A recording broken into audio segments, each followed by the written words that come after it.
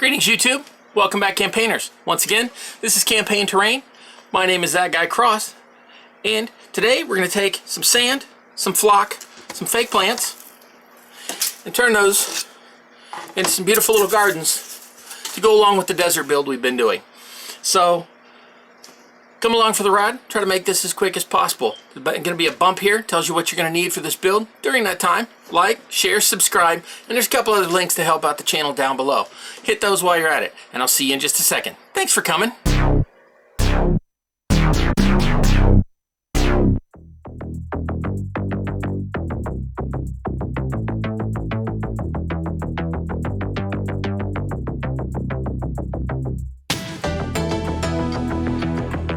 We take the very thin cardboard.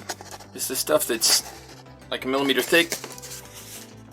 You want a square that's bigger than your 12 inches, so you probably want like a medium or large size pizza box, or whatever box you're using. You can do this with some where you have overlapping pieces. You just have to be careful with that as you're building. So, simple thing, you take it, you put it down, you peel your tile off, you stick it on here, and you want to make sure to press it really good so that nothing sticks up. You don't want any bubbles in there, because when we go to cut it later, they'll actually separate out. So you want to make sure it's pressed down really well on there. And then, basic concept, you want to take that and trim to fit.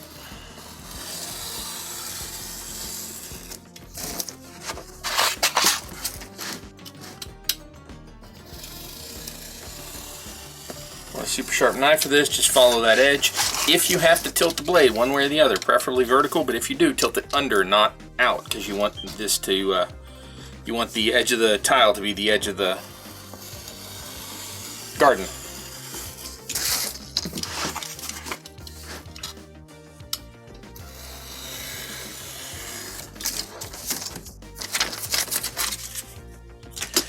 Okay, flip it over. It's 12 inches by 12 inches. You can use a grid if you've got one of these cutting mats, or you can go ahead and use your ruler or square. And what I'm going to do is I'm going to use my grid here rather than draw the marks on it, and take my thin line pen, and every inch I'm going to make a line just so I know where to position my crops on here once we're done. So on one direction on this, either top to bottom or left to right, you want your lines all the way across. You want one every inch. Going the other way, you want one in from each side, 1 inch,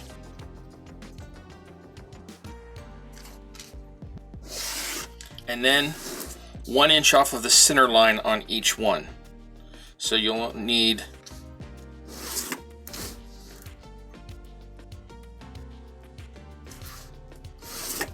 a grid like this.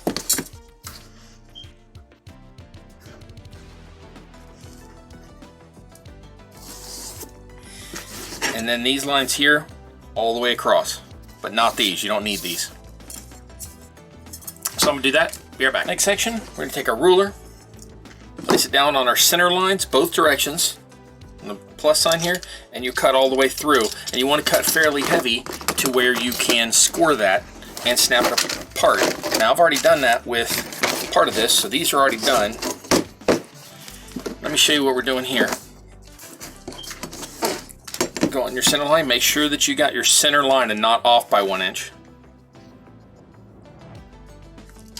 You take that knife and you want to score that pretty heavily. You don't need to cut all the way through. Once it's scored, you can take it, bend it in half. Sometimes it'll snap back the other way, but not every time. So what I do is I just fold it over, extend my blade out a little, and slice that last piece. And that gives you nice squares like this.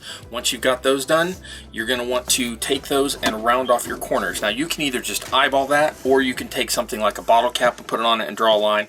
And I'm just going to eyeball these, and so keep this place and everything today. You can take that and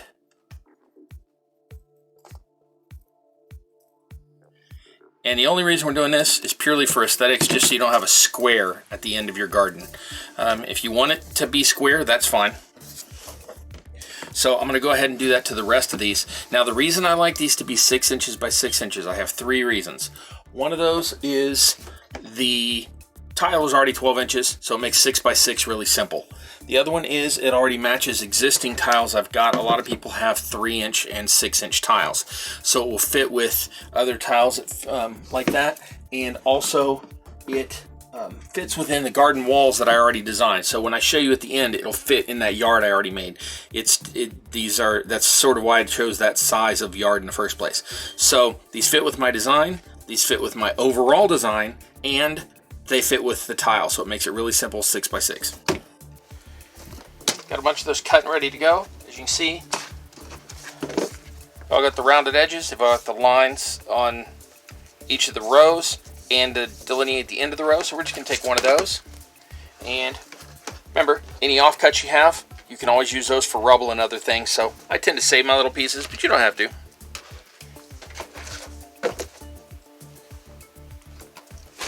On each of those, you want to draw an oval.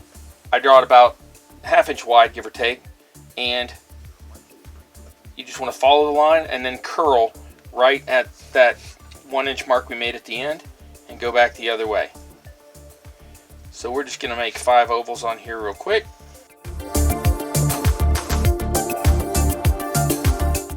Now we're going to take our tacky glue.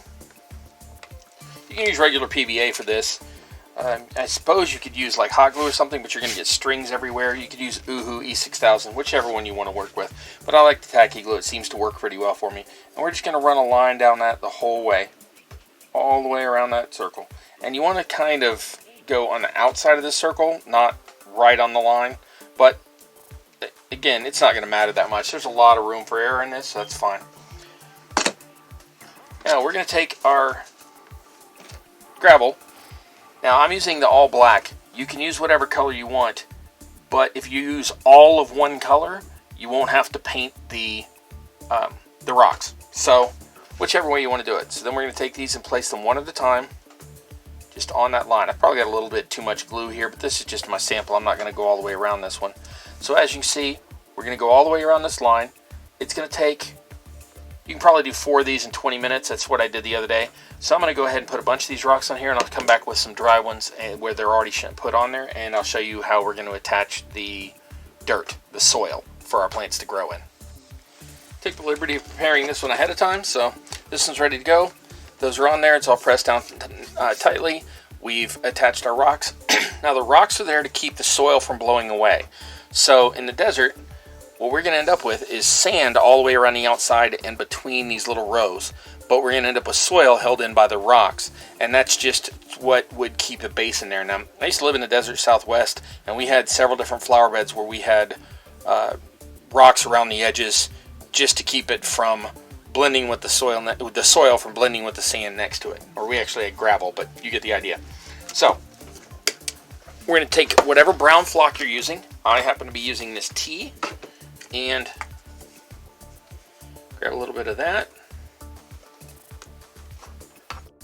I'm going to do these 5 lines with this. Don't worry, I'm not going to make you watch the whole thing. So, this, you want to take your fitty, your half PVA, half white glue, and just add that to it. And we want to mix it until it makes a nice paste. Okay, as you can see, got a nice gooey, sticky paste here. Might actually even want just a little more glue, but you get the idea. A sticky, goopy paste. And we're going to take that and trowel it into our lines. So I find that it works best on this particular tool because the angle it's at to use the bottom of the tool, but you can do it however you want.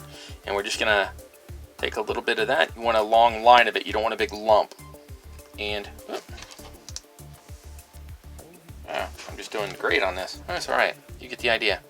And then you want that inside the rock. Just fill that groove.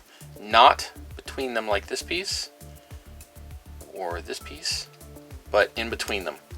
So I'm going to go ahead and finish this one, and I'll be back in just a second with one. Now that's going to have to take time to dry, because of the white glue that's in it.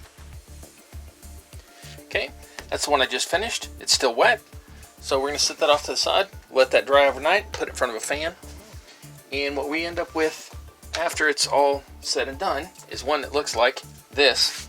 And this is all hardened, as you can see. Nothing wants to come off. It's all attached. We're good to go. Here's where I was saying that you're probably going to want a non-stick surface. I'm just going to work on this so I don't get glue everywhere on my board. Now, what I'm going to do is take tacky glue and go around the edge. This is just to hide that manufactured type edge. You don't have to touch it with your finger like this if you don't want. You can put it on however you want. But we're just getting the glue on here so that we can put sand on it and sort of hide that space and coat the surface. Now you're going to want to make sure to go around the corners as well if you're doing it. You don't have to do this part at all. You can leave that corrugation on there if you want. It barely shows up if you're playing with it, but I'm just being thorough. So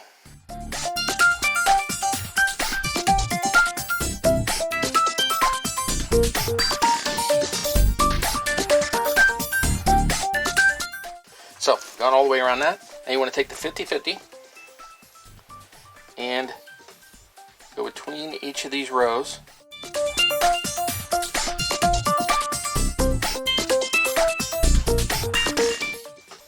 Now on the outside, this is what you need the paintbrush for. This is why we got the Ratty Nasty paintbrush. Take that, you just want to cover all that area. You want to make sure not to get any up on the rocks if you can avoid it. You certainly don't want any on the brown soil dirt spots. And just smooth it over the entire surface.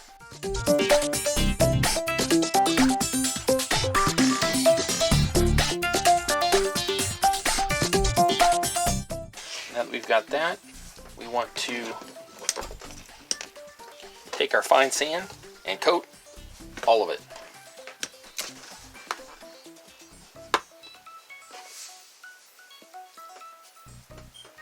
Now it's not going to matter if you get any on here because there's no glue there, so it's not going to stick. We're literally just going to coat everything that's wet.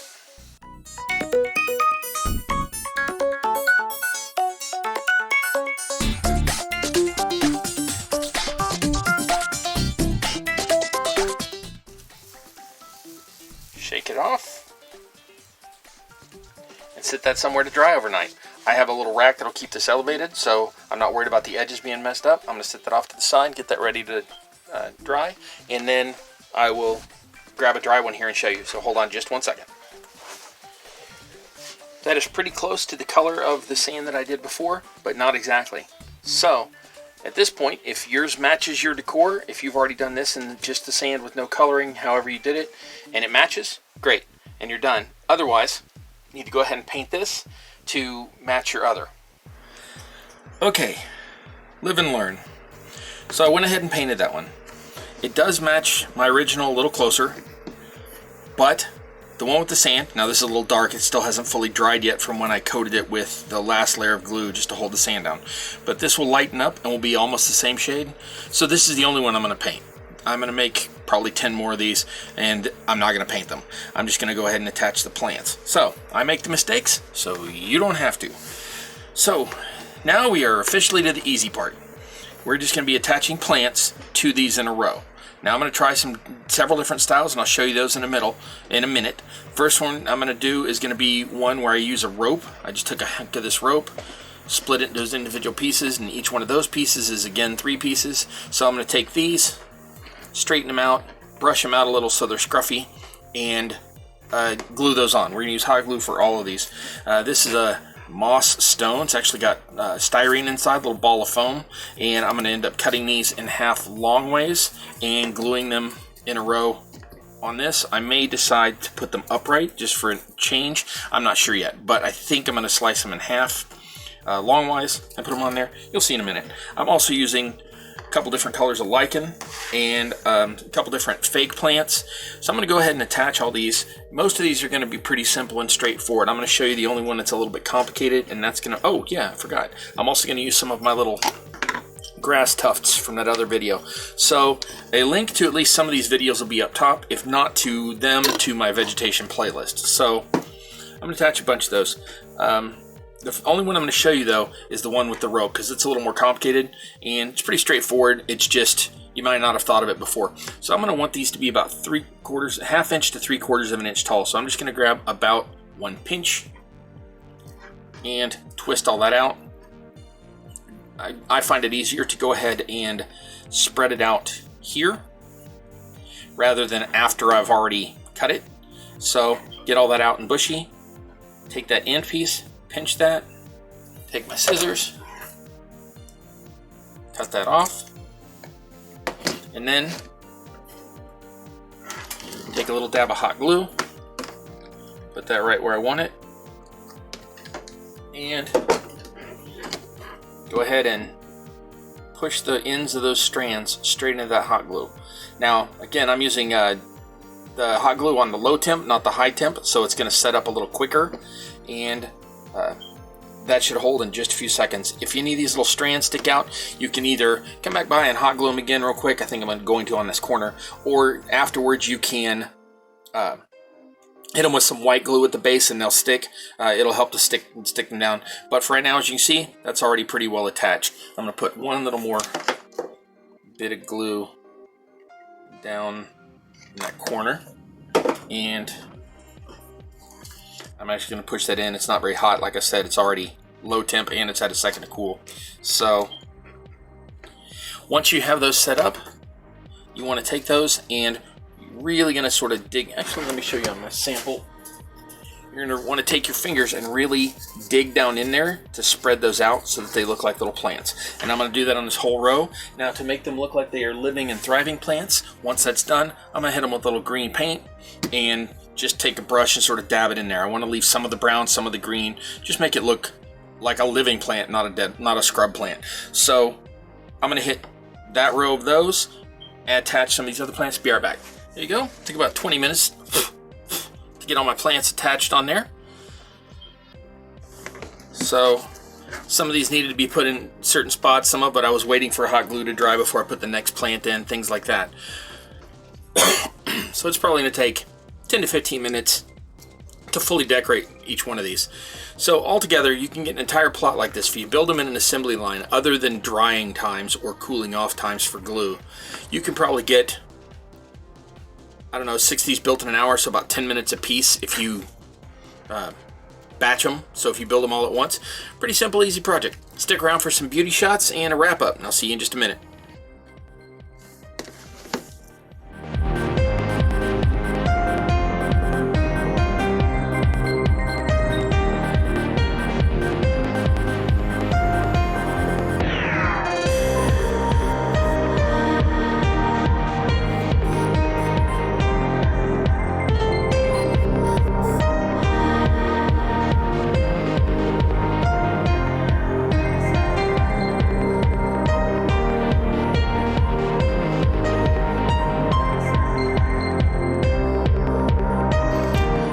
Holy crow, campaigners! Look at all the stuff we've learned about making these desert dwellings in this desert series. Taught you how to make the ground for everything to sit on, shown you how to make a home, showed you how to make some stairs to get to the top of it, sunshades, what a wall to go around to keep everything safe. We've learned how to make succulent plants. We've learned how to make palm tree plants. Well, they're all plants. We've learned how to make the desert gardens today. That about wraps it up for my desert series. I've got one more coming up next week that will go along with this. I'm going to add some fruits and vegetables to these. Really simple. It should be a much shorter video next week, but that's not really for desert because you could use the same thing for other types of gardens. So I hope you've been enjoying what I've been bringing to you, or that you've at least found it inspiring. That's what I'm trying to do here, is get other people who might think, oh, I could never do that, to up your game a little. You can do it. It's not that tough, and I'm trying to show you how and inspire you to do it. So like, share, subscribe, hit a couple other links down in the bottom below if you want to really support the channel. And I'll see you next time. Meanwhile, you can catch me on a couple of Discords. I'm on the Crazy Crafter Discord. I'm on the Tabletop Dungeoneers Discord. A couple other places. So catch me there, social media, and I'll see you next time. Until next time, I love you. My name is Cross. This is Campaign Terrain, and I wish you luck in your campaign.